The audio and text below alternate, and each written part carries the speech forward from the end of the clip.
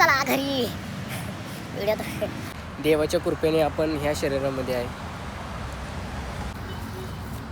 लिंबाचा पाला भेटला आहे, पण त्याचे फायदे तर खूप जास्त आहेत बरं का. खूपच जास्त फायदा आहे. तुम्हाला माहिती असेलच, सगळ्याला माहिती असतं लिंबाच्या पाल्याचे फायदे वगैरे.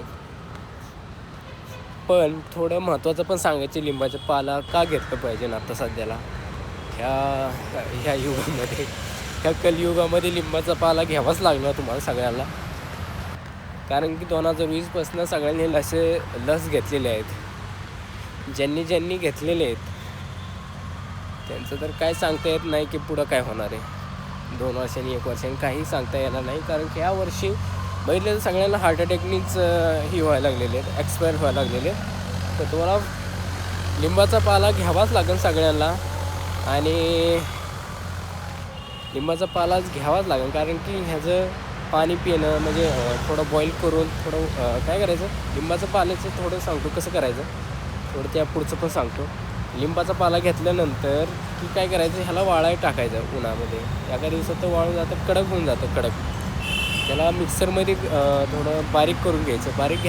करून घेतलं की त्याला सकाळच्याला गॅस असेल किंवा चुलीवरती थोडंसं पाणी घ्यायचं, त्यात थोडंसं चिमूट भरून जी लिंबाचा पाल्याचं बुकटा केलेला असेल ना तुम्ही मिक्सरमध्ये, थोडंसं घ्यायचं, चिमूट टाकायचं, थोडं पाणी बॉईल करायचं म्हणजे उकळायचं. उकळून झालं की त्याचं पाणी प्यायचं, थोडं थंड होऊन. थंड झालं की पाणी प्यायचं, थोडं मिक्सिंग वगैरे करायचं. सगळ्यांना दिलं तर खूपच चांगले. स्वतः प्यायला सुरुवात करा. मी तर पितो आहे सध्याला, सुरुवात तर केलेलीच आहे. जसं की माहीत झालं त्याच्यापुढं काय कारण आहे काय नाही, पण तुम्हाला माहीत असावं की सगळ्यांना. आणि तुम्ही यूज करायलाच पाहिजे. कारण की मी पण इथं लिंबाचा पाला घ्यायला आलो होतो, तो हुडकत होतो, पण काय जास्त करून भेटत नव्हतं. मोठे झाड आहेत पण लय वर आहेत लिंबाचे पाला, त्यासाठी काढता आलं नाही. पण खालचे आहे छोटंसं, त्यासाठी थोडं लांब आलो होतो. हुडकत काढलं, भेटलं कसं तरी. घरात आहे मी. थोडंसं थोडंसं राहिले, संपत आल्यामुळं मी आलो घ्यायला. आता थोडं तुम्हाला व्हिडिओ काढून थोडं माहिती सांगावं म्हणलं. आपलं शरीर तर परमनंटली तर नाही, आपलं शरीर तर काय परमनंटली तर नाही आहे. आणि काय आहे की देवाच्या कृपेने आपण ह्या शरीरामध्ये आहे. देवाच्या कृपेने तर शरीरामध्ये आहे. त्यासाठी आनंदित राहावा. फॅमिलीमध्ये कुठल्याही प्रकारचं भांडणं वगैरे चांगलं बोलत जावं सगळ्यांशी. वाईट कुणाबद्दल काय, कुणासोबत काय बोलणं योग्य नाही. बोलायचं ना कधी कुणाला. चांगलंच एकदम आनंदी राहायचं. आयुष्य तर काय आहे आपलं परमनंटली तर नाही आहे. जसं की कंपनी तसं परमनंट असं, तसं तर आपलं शरीर पण नाही आहे. त्यासाठी फ्रेश आनंदित राहावा, सहकुशील राहावा. त्यासाठी पहिलं तर शरीराचं आपण हे केलं पाहिजे, फिटनेसवर ध्यान दिलं पाहिजे. आणि खाणं तुम्हाला माहिती आहे, असं व्हेज नॉनव्हेजचं ही प्रकारचं आहेच, व्हेज आणि नॉनव्हेज.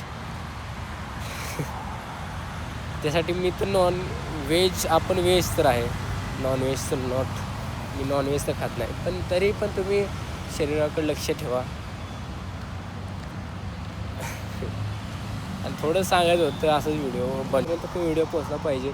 कारण की लिंबाचं पाल्याचं महत्त्व माहिती असून सगळं त्याचं यूज करणं, कारण की फ्रीमध्ये भेटतं, फुकट भेटतं म्हणून काय कोण यूजच करत नाही आहे.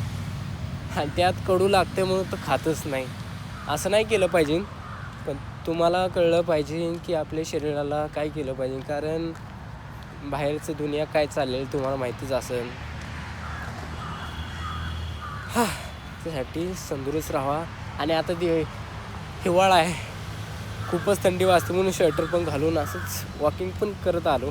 तसंच लिंबाचा पाला पण घेऊन चाललो आहे. ठीक आहे, धन्यवाद. चला घरी. व्हिडिओ तो